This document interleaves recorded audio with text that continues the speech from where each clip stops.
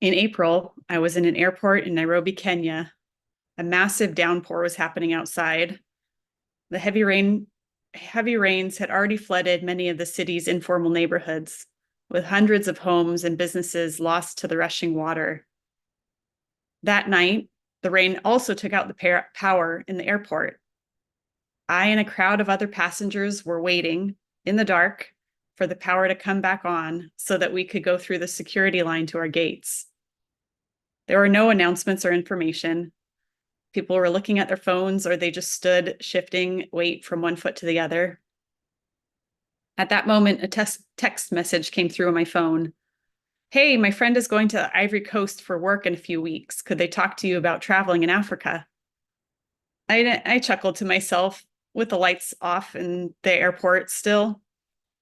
I was living that first lesson of travel, which is just to roll with it, roll with whatever happens, because you can't control the power in the airport or the power grid in Kenya. Today, this morning, I want to share some of what I've learned from my regular trips to Eastern Africa, which are a part of my work with Spirit in Action. What I've learned about going with the flow, dancing with the unknown, and grounding in the familiar in the midst of change.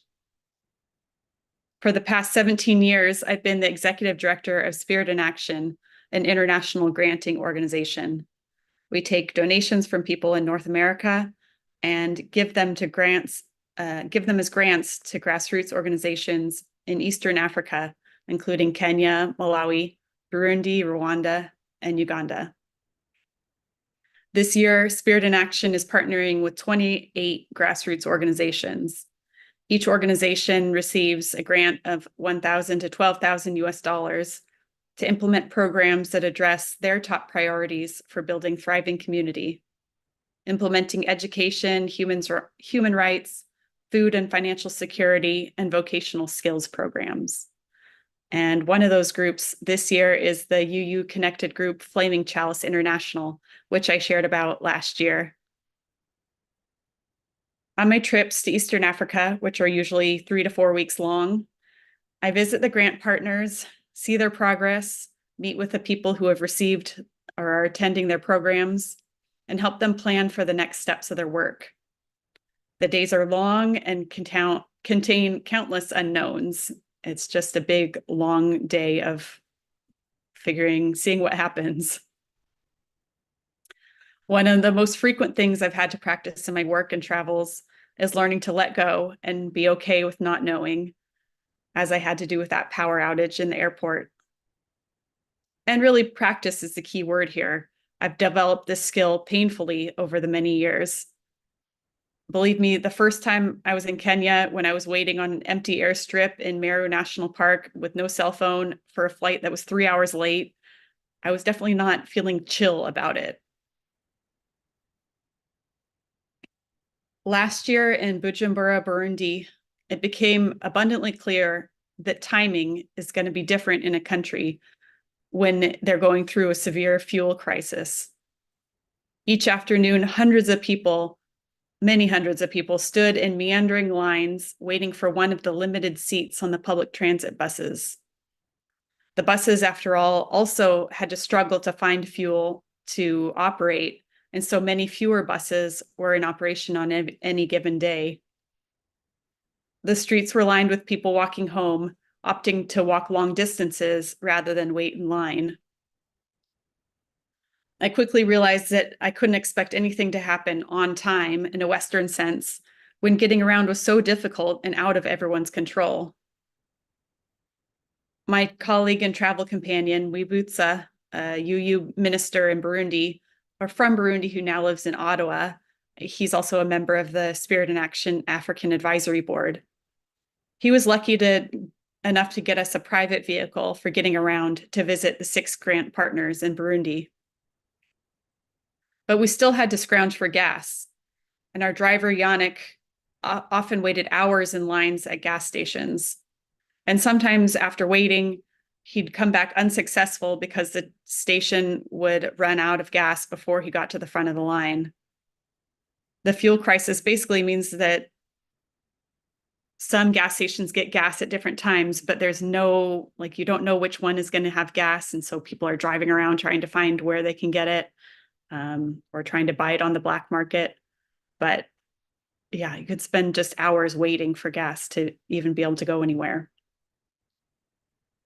On one travel day, Wiebutsa got a lead of a friend who had a private gas tank. So getting gas from this businesswoman was not a mere business transaction. I knew that it might take a while, but I also knew enough to realize that I could really have no idea how long it might take. Yannick and I stayed in the car. I worked on a blog post about our site visits the previous day. Wiebutsa went in to chat with the woman. They talked about each other's work. She's a businesswoman in the area. Wiebutsa does humanitarian work. They asked after each other's mutual connections, talked about life. Wiebutsa loves to talk about religion with anyone who will start talking with him about it. And then finally, they could discuss the business of buying some fuel. All in all, the fuel stop was over an hour long.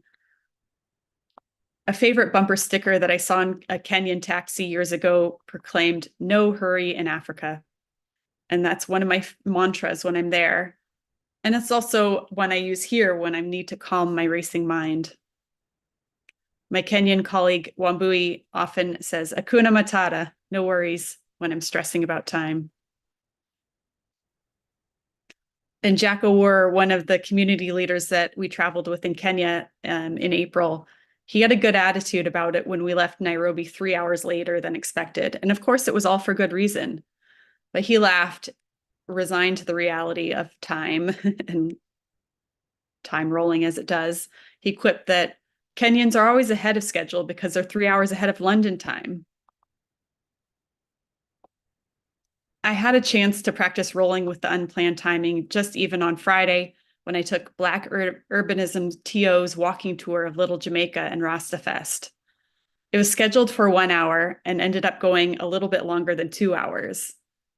And it took longer because we popped into the barbershop and the chairperson of the Neighborhood Business Association got to talking about the history of the area. It was way too interesting to wish he'd hurry up to get back to our schedule. During many of my trips, I find myself saying the Serenity Prayer, that prayer commonly used in 12-step programs. Grant me the serenity to accept the things I cannot change, the courage to change the things I can, and the wisdom to know the difference. The Serenity Prayer is very helpful for me in the context of the congregation, too. The transition in ministers, the many goodbyes we've said in the past 2 years, and the uncertainty of what is coming next for us on so many fronts can be disorienting. Repeating that Serenity Prayer, I'm reminding myself that there are things that I can control and that are mine to do, and there are things that are out of my control, and it is my best interest to align myself to that reality. What would it be like for us to collectively embrace acceptance of what is? So back on the bumpy roads of Eastern Africa, when we finally arrive at our destination, there are often dances and songs of welcome. This is a traditional way to greet visitors, and it's a joyful celebration. If I'm already feeling stressed from being late, or if I'm tired from a long day or focused on my meeting agenda, I can feel annoyed when the dancing goes on for a long time. When I'm aware, then I can laugh at myself for being annoyed when I'm getting the privilege of experiencing such beauty and openness. After all, the core reason for the visits is to make space and time for sitting and dancing with people and building connections with the people and the organizations that we're partnering with. It's not about just dropping in for an hour and leaving. The in-person site visits between me and the community organizations make us real to each other, out of the text communications and the Zoom screens and the emails, but real human beings to each other.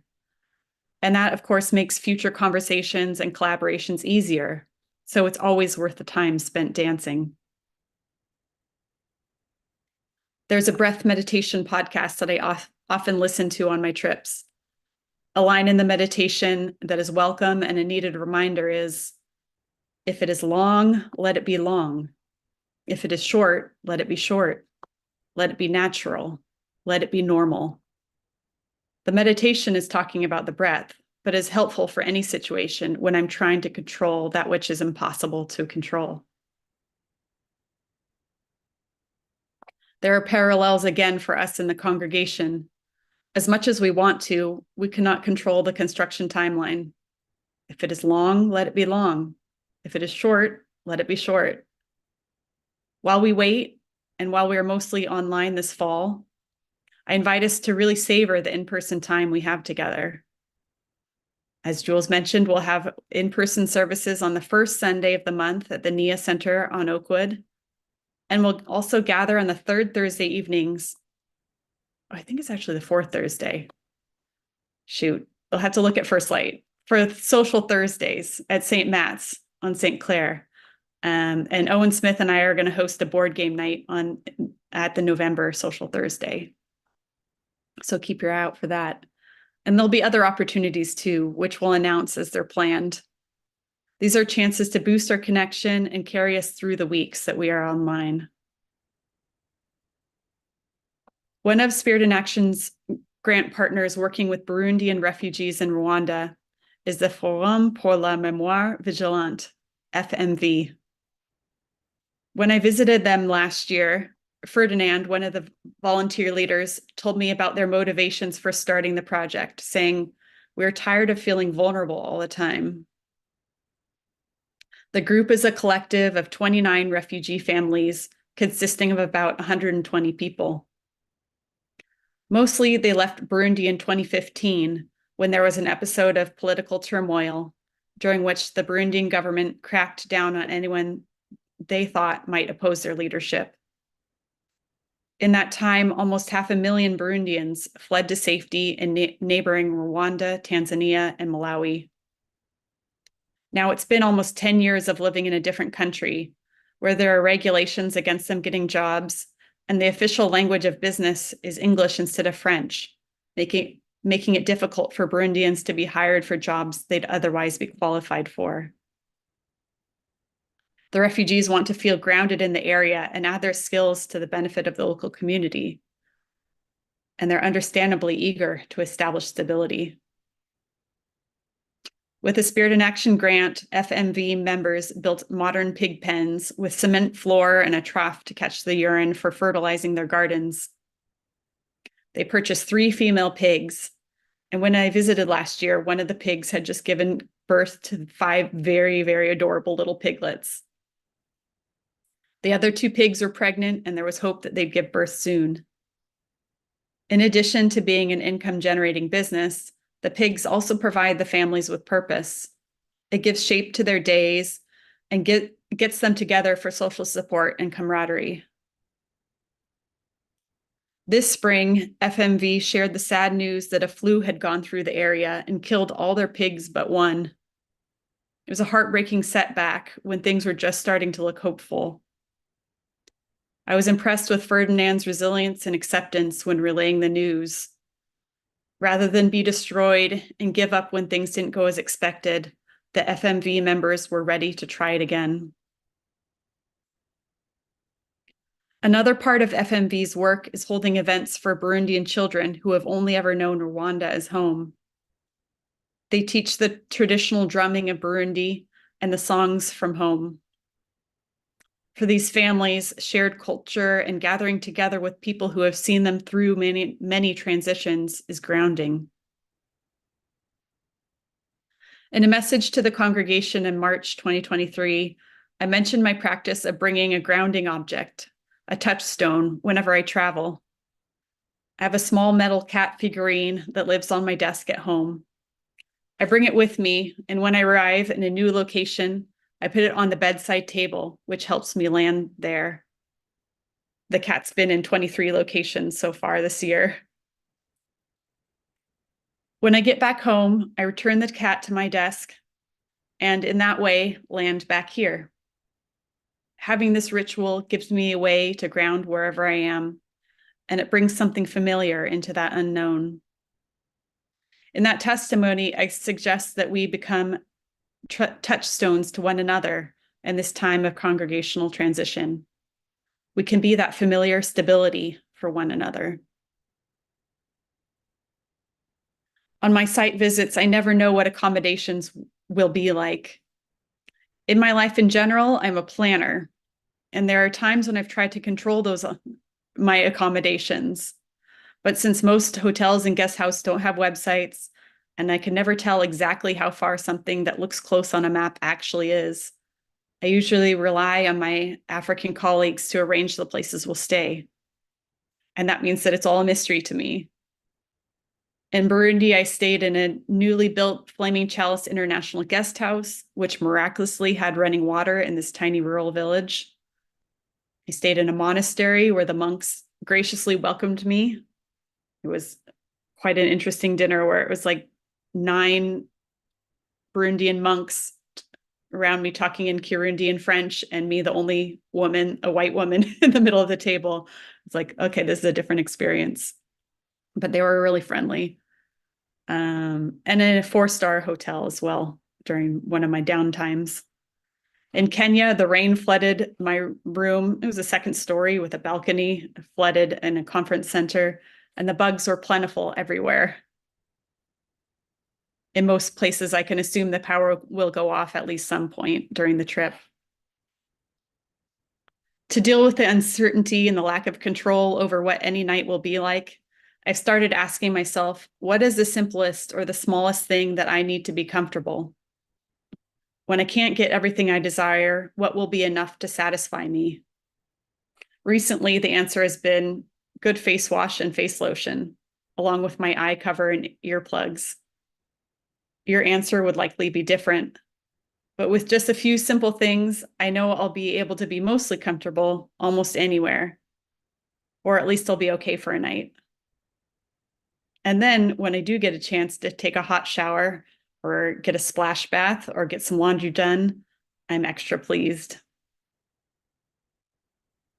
For our congregation, with our extended season of online services, when getting on Zoom one more time sounds less than ideal, I invite you to ask yourself, what is one simple thing that will bring comfort during this hour online?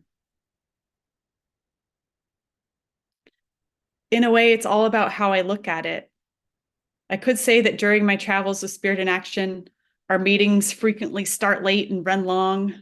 Travel always takes longer than expected with traffic, fuel stops, bad roads, flat tires, et cetera, et cetera. And meals take a minimum of 1.5 hours, even when I think that it might just this once be shorter. But to look at it from another perspective, the meetings start when everyone arrives, and they take as long as we can give them so that everyone has a chance to share. Travel time is a good time to catch my breath, post to social media, or gaze out at the countryside. And lingering over a meal is worth the time that it takes. If it is long, let it be long. Grant me the serenity to accept the things I cannot change and be here and now. In this in-between time of interim space and interim ministers, and the disjointed reality of being a hybrid congregation, we have plenty of chances to roll with what is and enjoy the time we have together, to find purpose and belonging in our journey groups and committees, and to find comfort and connection in the rituals of Sunday service, lighting candles, sharing our joys and sorrows, singing familiar songs. We can be touchstones to one another, finding strength and grounding by spending time together, knowing each other, and working together. As Pema Chodron reminds us, nothing is static or fixed, that all that is fleeting and permanent is the first mark of existence. It is the ordinary state of affairs. Everything is in process. And so it is. Amen.